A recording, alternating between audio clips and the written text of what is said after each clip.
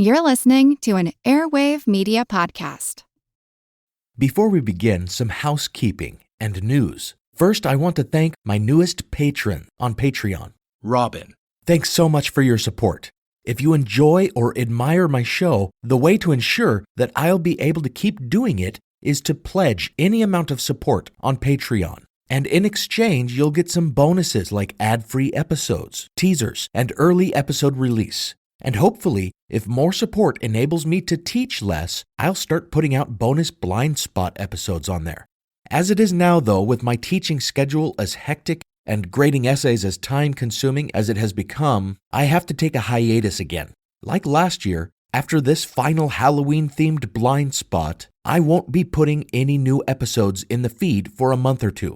I might drop in a bonus interview I'm setting up or a talk I'm giving at an upcoming conference, but no new fully researched and produced episode probably until Christmas. And therefore, I'll be pausing the Patreon campaign until my return.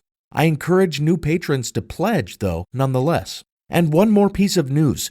I'll be traveling to Cambridge, Massachusetts for the Sound Education Podcasting Conference at Harvard on November 2nd and 3rd, and I'll be giving a talk on Saturday the 3rd. I hope to record it and throw it up on my feed, but if any listeners are able to get tickets and get to Harvard, I'd love to meet some of you. My talk is about the value of exploring dubious stories for the purpose of encouraging critical thinking. If you check out the list of speakers and panels on their website, I'm sure you'll want to attend. Dan Carlin is delivering the keynote. I hope to see you there. Starting a business can seem like a daunting task, unless you have a partner like Shopify. They have the tools you need to start and grow your business. From designing a website to marketing to selling and beyond, Shopify can help with everything you need. There's a reason millions of companies like Mattel, Heinz, and Allbirds continue to trust and use them. With Shopify on your side, turn your big business idea into... Sign up for your $1 per month trial at shopify.com/special offer. Have you ever gazed in wonder at the Great Pyramid? Have you marveled at the golden face of Tutankhamun? Or admired the delicate features of Queen Nefertiti? If you have, you'll probably like the History of Egypt podcast. Every week, we explore tales of this ancient culture. The History of Egypt is available wherever you get your podcasting fix. Come, let me introduce you to the world of ancient Egypt.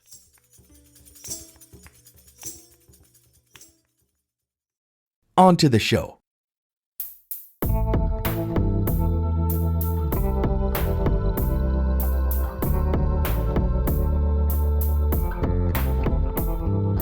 Welcome to Historical Blindness, the Odd Past podcast.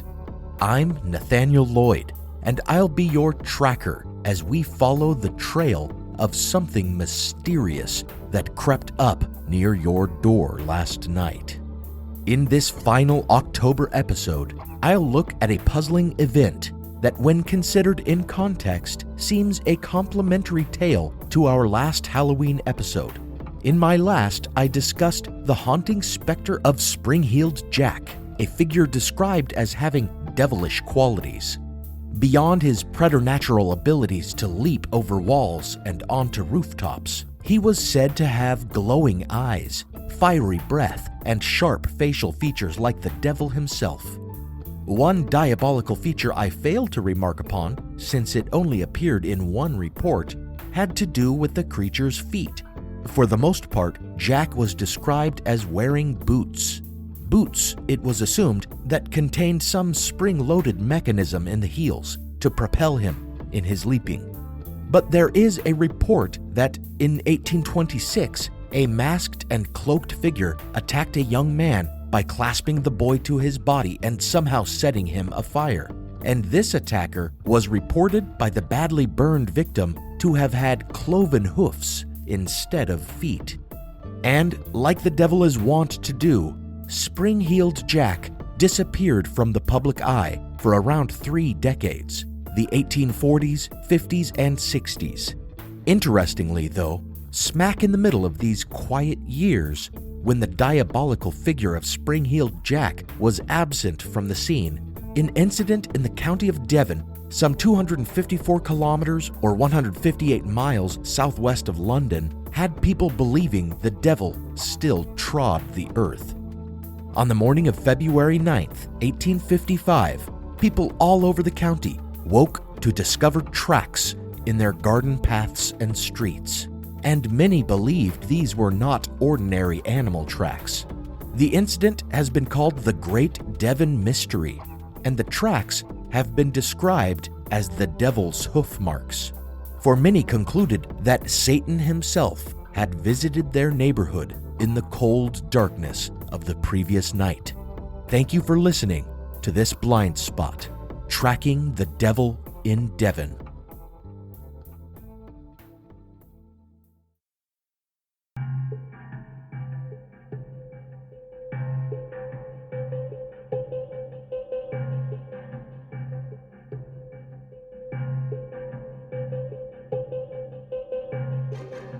That winter of 1855 was unusually cold, freezing over the rivers of Devon County, the Tean and the Exe, and falling a full degree lower than anyone remembered it ever falling before. On the evening of February 8th, a heavy snowfall blanketed the region and covered it also in a deep, peaceful silence. Only one report exists of a resident's dog kicking up a row that night, which is especially curious considering the indications of widespread disturbance and activity that were discovered the next morning. After dawn brought some rain and a subsequent frost. Within a few days, reports began to circulate about what the residents of Devon villages found that morning. Strange tracks that these hardy country folk, who were not unaccustomed to the sight of animal sign, found unnatural and even upsetting. They appeared not only in open areas where an animal might be expected to venture, but also within the walls of locked gardens.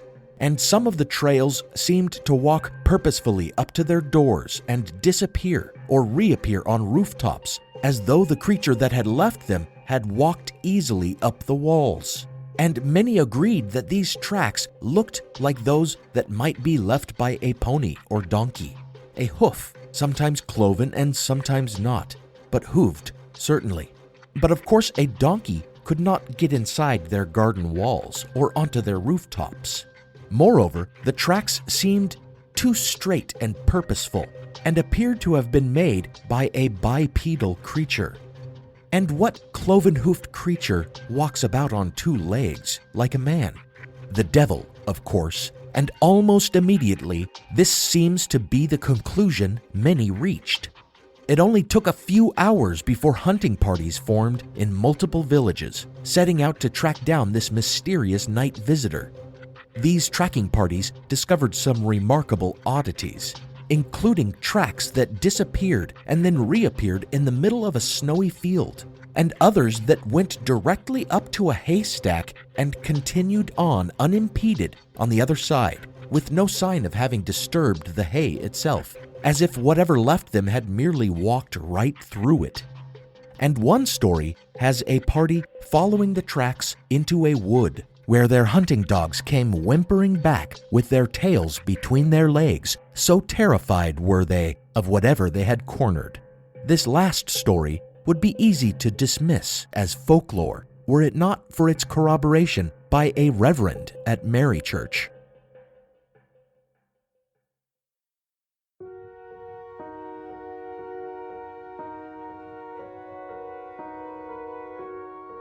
Indeed, much of the original source support that is available comes from churchmen, and would seem, perhaps, the more reliable for it.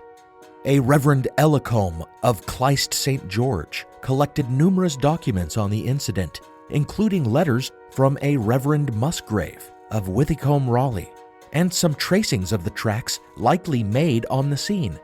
These, along with some letters from locals published in the Illustrated London News, serve as the extent of the primary source documentation of the event, which, once again, researcher Mike Dash has delved into extensively in his investigation of this phenomenon, which once more I have relied on as my principal source, since his is the definitive work on the topic. As Dash points out, much of the primary source material is contradictory, and the evidence it presents is meager. But this has not limited the development of many theories to explain the tracks. One, as might be expected from paranormal researchers, is that the marks were not tracks at all, but rather the result of laser beams fired from flying saucers engaged in some kind of land surveying.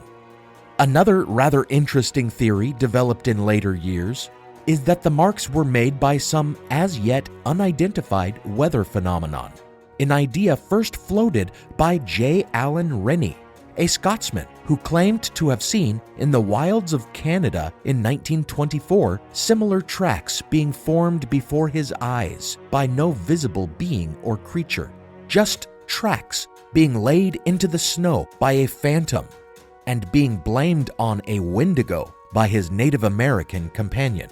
However, according to Rennie, as they drew right up to him, a splash of water hit his face and the marks continued on behind him, suggesting some strange meteorological event whereby large raindrops may fall only in one line and successively, like a trail.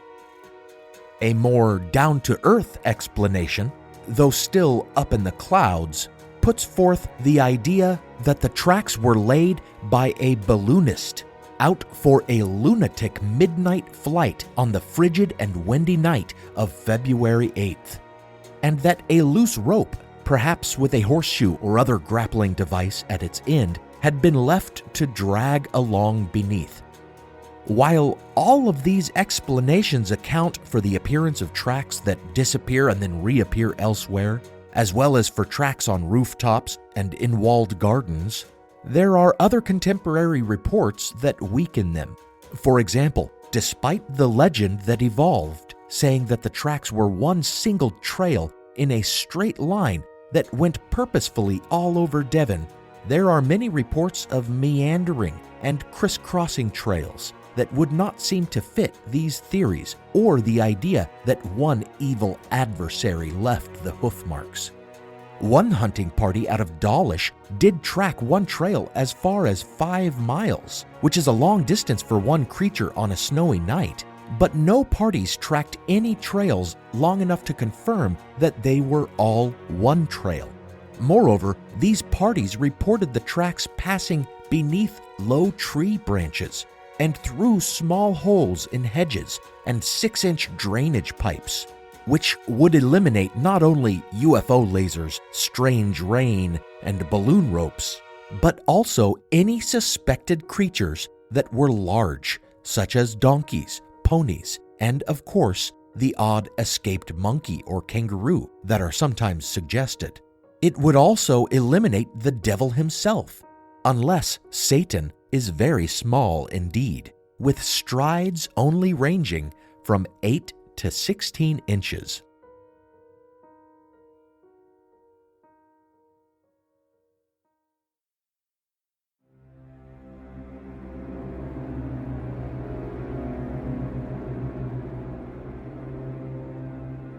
This leaves smaller creatures, and of them there was no shortage of suspects. At different times, badgers, otters, rabbits, birds, and rodents have been named as possible culprits of the tracks. The descriptions of the tracks themselves have been so varied, ranging not only from cloven to not cloven, but also to having toe marks or claw marks, or the impression of pads, and so many explanations have been offered for why an animal without hoofs might leave prints that resemble hoof marks. Rabbits and rats, for example, hop, and landing with 4 feet together can create a hoof-like impression. And birds, like gulls, driven inland by the cold, might have ice on their feet that could take the shape of a hoof, such that it becomes difficult to rule out many of the suspects. Add to this the fact that it had rained at dawn, likely melting whatever tracks had been laid and then distorting them when they refroze. a similar explanation has been put forward to explain how bear tracks might be mistaken for Yeti prints. And in the case of the Great Devon Mystery, it means an argument can be made for nearly any creature being the culprit. One Reverend of Dawlish reported that a farmer had found what appeared to be hoof marks, but upon closer examination, seeing claw marks in them, realized they were just his own cat's tracks, thawed and misshapen by the frost. This tends to make one doubt most of the reports. Could it have just been a brief panic or hysteria, causing many in Devon to mistake common animal tracks for something supernatural and sinister? If so, why did these savvy country folk suddenly act like they'd never encountered such trails? And why did such panics not recur every time similar trails were seen? They surely must have been, for snowy nights were not uncommon, nor were rodents and birds. And what of contemporary reports that the tracks of cats and other animals could clearly be made out that morning, indicating that the distortion of a thaw and a refreeze was not the explanation? Or the reports that these hoof marks were not indistinct, but rather extraordinarily clear and sharp, as one witness put it, quote, as if cut by a diamond or branded with a hot iron, end quote. This, of course, leads us to an alternate explanation, that of a hoax perpetrated by men.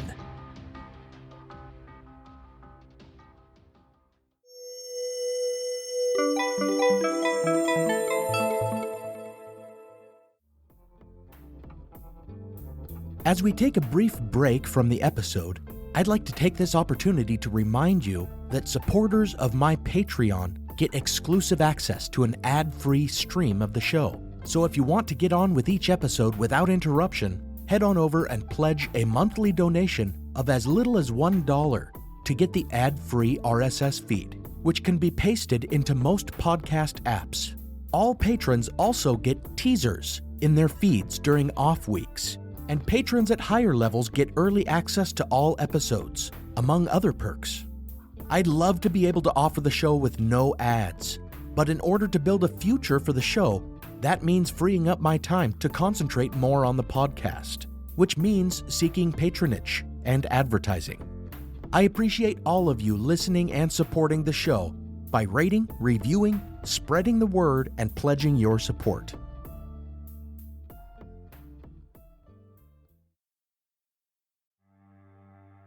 As listeners of Historical Blindness, you're no strangers to the fact that history is a lens through which we can better understand the present. Or as Shakespeare put it, what's past is prologue. History is the indispensable context without which we cannot hope to truly understand current events. You understand that, and so do the creators of the American Scandal podcast. Every season, they immerse listeners in the biggest controversies in U.S. history, helping us understand America's dark side and learn from its troubled past. Its latest season, Ruby Ridge Standoff, delves into an incident that sowed the seeds for the rise of the modern radical right. It transports you to 1992, where in a remote corner of Idaho, federal law enforcement surround a small cabin. They've come for Randy Weaver, a survivalist who took his family to the mountains in anticipation of the apocalypse. A simple weapons charge brought the agents here, but the situation is about to explode into a deadly and tragic standoff that will later become a rallying cry for far-right extremists, fueling distrust and violent anti-government sentiment for decades. Follow American Scandal on the Wondery app or wherever you get your podcasts. You can binge all episodes of American Scandal's Ruby Ridge Standoff early and ad-free right now on Wondery Plus. Every summer, I'm careful to avoid getting burned. My summer plans always include applying sunscreen so I can attend barbecues and protests without worrying about getting scorched. And when I make my plans by making phone calls, I also don't want to get burned by an outrageous wireless bill. That's why I switched to a Mint Mobile plan and saved enough to take a summer vacation. With Mint, I found no difference in speed or coverage, just a big difference in cost. And right now you can switch to a Mint wireless plan like me to avoid sweating those surprise charges and overages. You'll just be chillin' with Mint's offer of 3 months premium service on the nation's largest 5G network for just $15 a month. With high-speed data and unlimited talk and text, it might just be the coolest thing happening this summer. This year, skip breaking a sweat and breaking the bank. Get this new customer offer and your 3-month unlimited wireless plan for just $15 a month at mintmobile.com/blindness. That's mintmobile.com/blindness. Upfront payment of $45 required, equivalent to $15 a month. Limited time new customer offer for first 3 months only. Speeds may slow above 35 gigabytes on unlimited plan. Taxes and fees extra. See Mint Mobile for details.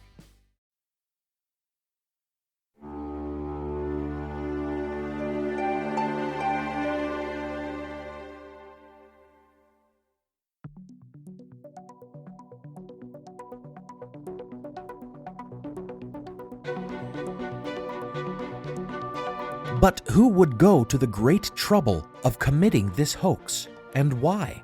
In the 1970s, one Monfrey Wood revealed in his account of growing up as a Romany gypsy that the hoax had been perpetrated by 7 tribes of Romany for the purposes of claiming their territory by scaring away other tribes, such as Pikeys, who held deep-seated fears of the devil.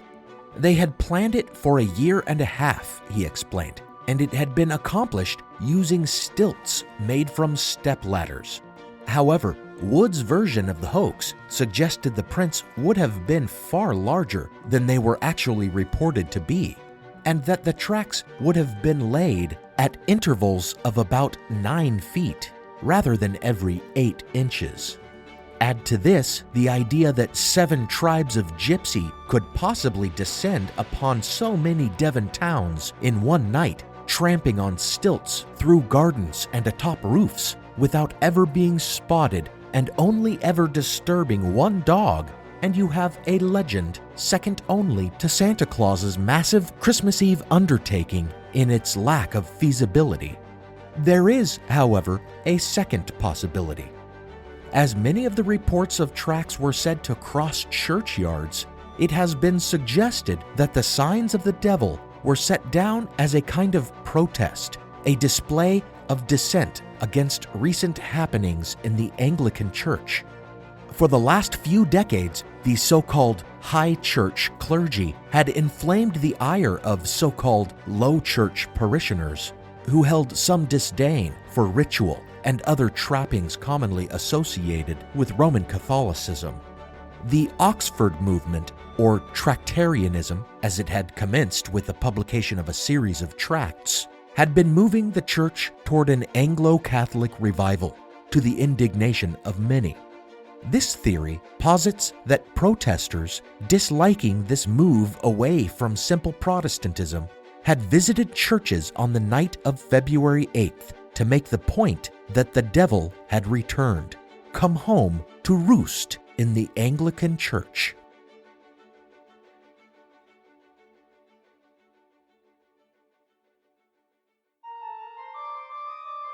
The fact is, this would not have been the first time even that year that hoof marks were laid around places thought to be corrupt as a statement.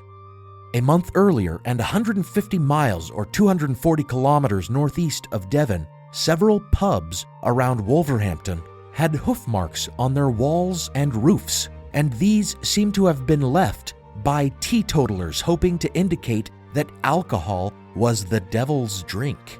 So this appears to be a well-established ideological stunt designed to imply the presence of evil at a place.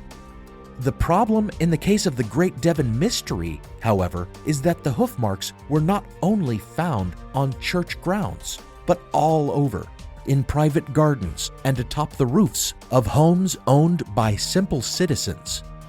And what would have been the point of laying the tracks all the way out of town, as far as 5 miles out into the wilderness? And these tracks appeared in towns all over the county in one night. Not only is it unlikely that the vast conspiracy required to perpetrate such a stunt could have long stayed hidden, but it would also have been quite the ill-conceived failure, since by failing to place the hoof marks only on churches, its hypothetical message had been very poorly conveyed.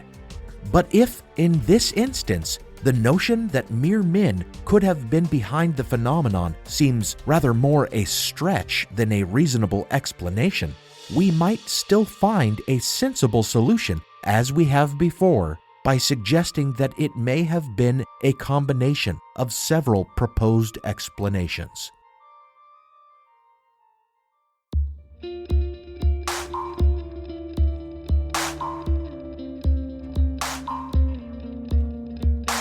Could not some tracks, when out in the open, have been made by donkeys and ponies, while others were made by birds with icy feet alighting on roofs and in fields, and still others by rats who had climbed into walled gardens? But then one encounters another problem, that of the seemingly honest and earnest residents of Devon County themselves. Why would so many sensible people who were quite familiar with their home and the common wildlife thereabout suddenly take to the snowy morning, searching out mundane animal tracks and ascribing supernatural significance to them? Did it just take one person to suggest that the marks in the snow were unusual and represented something uncanny to set off the hysteria? And if so, what are the chances that one such person made the suggestion in more than 30 places across Devon County? If doubting the strangeness of the tracks requires us to make this leap in logic, would it actually be more reasonable to believe these simple country folk, these farmers and reverends, that something strange stalked all over their county that winter's night? As Mike Dash asserts, with so little evidence and so many puzzling aspects, this mystery may forever remain a blind spot in the past.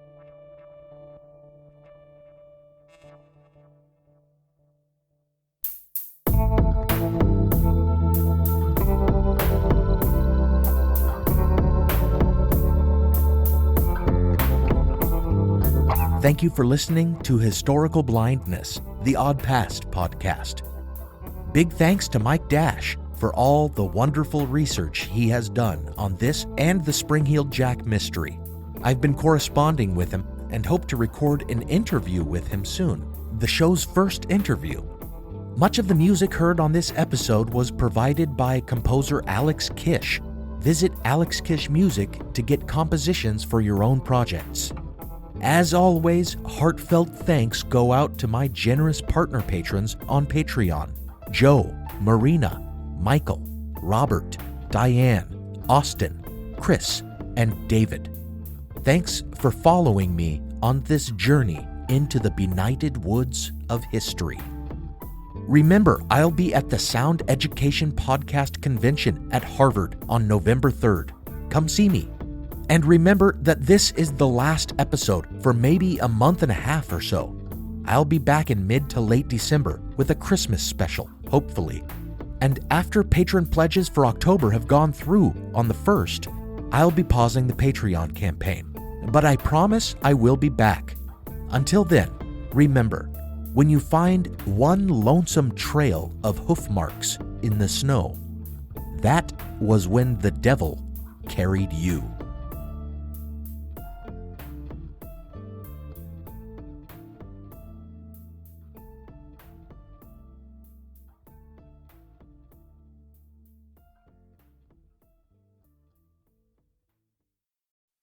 The Civil War and Reconstruction was a pivotal era in American history, when a war was fought to save the Union and to free the slaves. And when the work to rebuild the nation after that war was over, turned into a struggle to guarantee liberty and justice for all Americans.